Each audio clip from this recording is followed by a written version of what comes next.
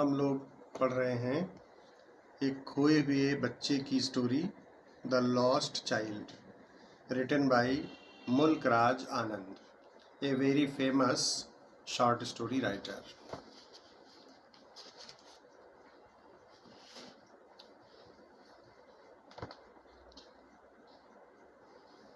तो कल हम लोगों ने वहाँ तक पढ़ लिया था कि उस बच्चे की मदर ने उसको उंगली पकड़ाते हुए उससे कहा था, look child, what is before you. देखो बेटा, तुम्हारे सामने क्या है। तो उसके सामने क्या था? It was a flowering mustard field. उसके सामने एक फूलों से भरा हुआ सरसों का खेत था। यहाँ तक पढ़ लिया था कल। आज चलिए शुरू करते हैं उसके आगे का part.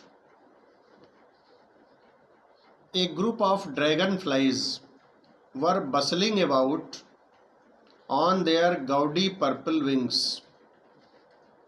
intercepting the flight of a lone black bee or butterfly in search of sweetness from the flowers. A group of dragonflies, dragon flies का एक झुंड।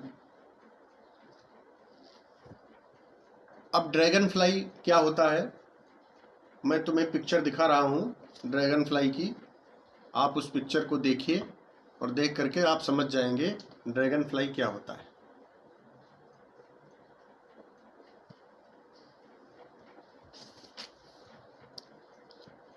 तो एक group of dragon flies were bustling about, bustling about मतलब भिनभिना रहे थे। On their gaudy purple wings, wings मतलब पंख, पर्पल मीन्स बैंगनी और गॉडी मतलब ब्राइट, चमकीले। अपने चमकीले पंखों पर भिनभिना रहे थे। A group of dragon flies were bustling about on their gaudy purple wings. Dragon flies का एक झुंड, चिडरों का एक झुंड, हम अपनी भाषा में चिडरे कहते हैं उनको, चिडरों का एक झुंड अपने बैंगनी पर्पल विंग्स, जो ब्राइट पर्पल विंग्स थे, उन पर भनभना रहा था।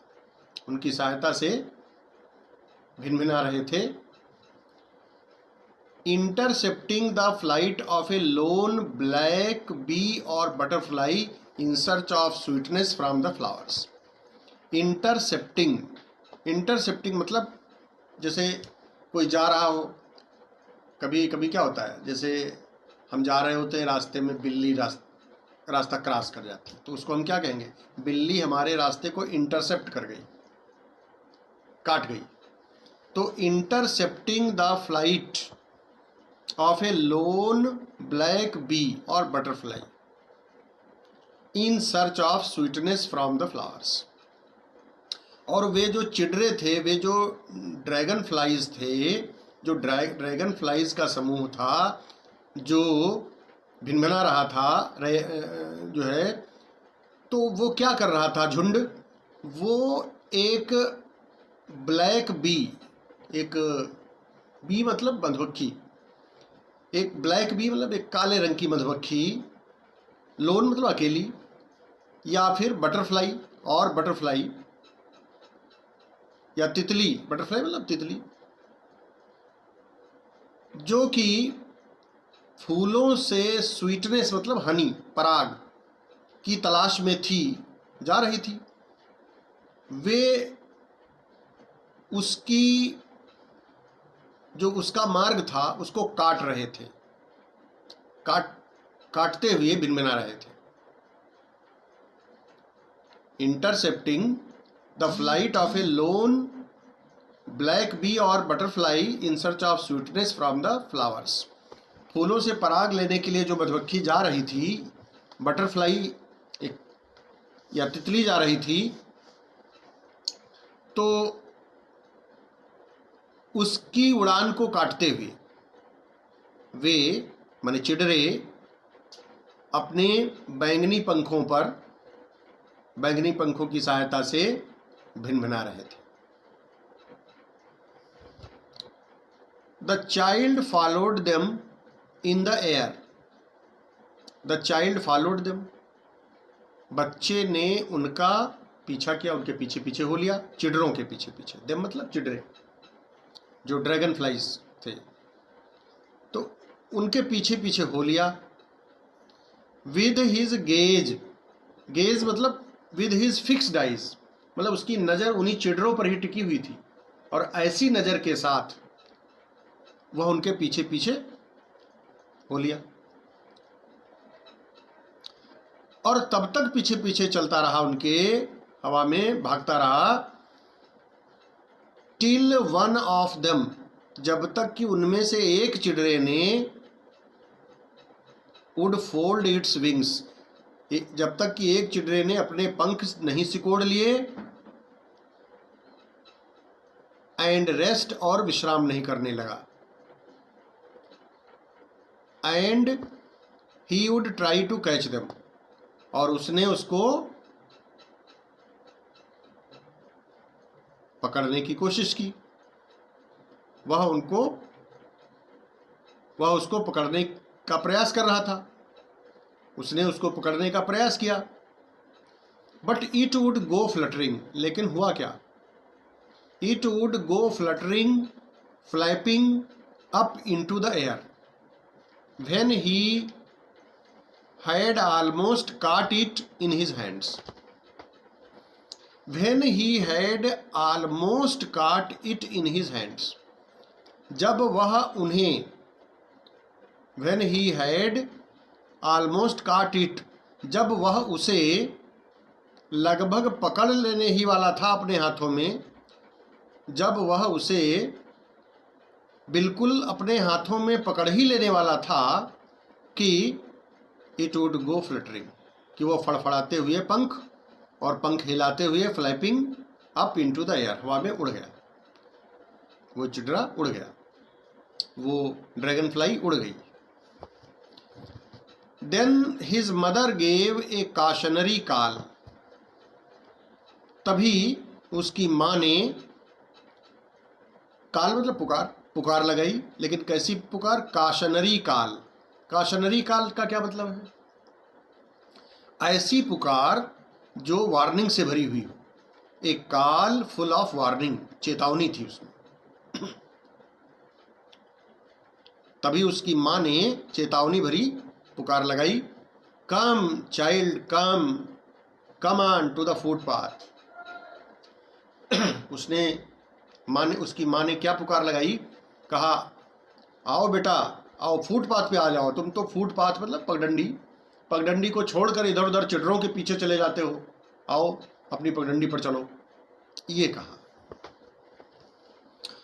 ही रैन टुवर्ड्स हिज पेरेंट्स गेली, रैन दौड़ा, टुवर्ड्स की ओर, हिज पेरेंट्स, रैन टुवर्ड्स हिज पेरेंट्स मतलब अपने माता पिता की ओर दौड़ा, गेली मतलब खुशी से, वह खुशी से अपनी माता पिता की ओर दौड़ा। And walked abreast of them for a while, और थोड़ी देर के लिए वह उनसे आगे निकल गया। वॉक्ड अब्रेस्ट माने आगे निकल गया। Being how ever soon left behind, फिर भी थोड़ी देर में पीछे छूट गया, फिर पीछे हो गया। Being how ever soon left behind मतलब लेफ्ट बिहाइंड में पीछे छूट गया, सून माने शीघ्र ही पीछे छूट गया, फिर पीछे हो गया। इस बार कैसे पीछे हो गया? किस वजह से पीछे हो गया? Attracted by a little insects and worms along the footpath। Insects आप जानते हैं, कीट पतंगे, वॉर्म्स कीड़े, जो फुटपाथ पर इंसेक्ट्स कीट पतंगे और कीड़े थे छोटे छोटे, उनकी ओर आकर्षित होकर के उनकी ओर आकर्षित हुआ और वो पिछड़ गया। और कौन से कीट पतंगे? इंसेक्ट्स। कौन से इंसेक्ट्स? और worms that were teeming out from their hiding places to enjoy the sunshine. Sunshine मतलब धूप। जो धूप का आनंद लेने के लिए अपने छिपने वाले स्थानों से आ करके मतलब आ रहे थे, टीमिंग आउट मतलब आ रहे थे, निकल कर आ रहे थे, उनसे अट्रैक्ट हुआ वो उनकी तरफ, और वो पीछे ही वो शीघ्र ही पीछे पिछड़ गया। फिर उसकी पेरेंट्स ने उनके आवाज लगाई, कम चाइल्ड कम, आओ बेटा आओ। हिज पेरेंट्स कॉल्ड, उसके माता पिता ने आवाज लगाई। From the shade of a grove, एक पेड़ों की छाया में उसके माता पिता बैठे हुए थे, वहीं से आवाज लगाई। Where they had seated themselves on the edge of a wall, on the edge of a well, एक कुएं की जगत पर बैठे हुए थे। एज मतलब किनारा, वेल मतलब कुआं। On the edge of a well मतलब एक कुएं की जगत पर उसके माता पिता बैठे हुए थे, वहीं से उन्होंने पुकार लगाई, आवाज लगाई और कहा, कम चाइल्ड कम, आओ बेटा आओ। ही रैन टुवर्ड्स देम, वह उनकी ओर दौड़ा। A shower of young flowers fell upon the child as he entered the groove.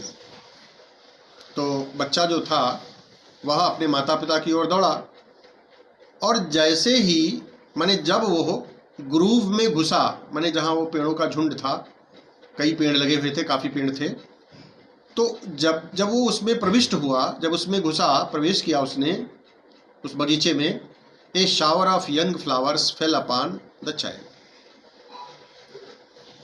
A shower of young flowers fell upon the child माने बच्चे पर फूलों की वर्षा हो गई, ऊपर से फूल गिरे उसके ऊपर।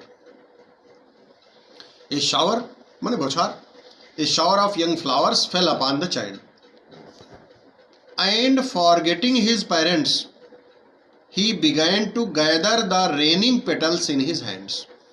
और अपने माता पिता को विस्मृत करके, माने भूल करके, माता पिता को भूल गया वो, और उसने क्या करना शुरू कर दिया, began to gather the raining petals, जो फूल गिर रहे थे उनकी जो पेटल्स थे, पंखुड़ियाँ जो थीं, उनको इकट्ठा कर अपने हाथों में इकट्ठा करना शुरू कर दिया उसने, और माता पिता को विस्मृत कर दिया, भूल गया थोड़ी देर। बट लो, लेकिन देखो, he heard the cooing of doves. Dove एक बर्ड्स होते हैं।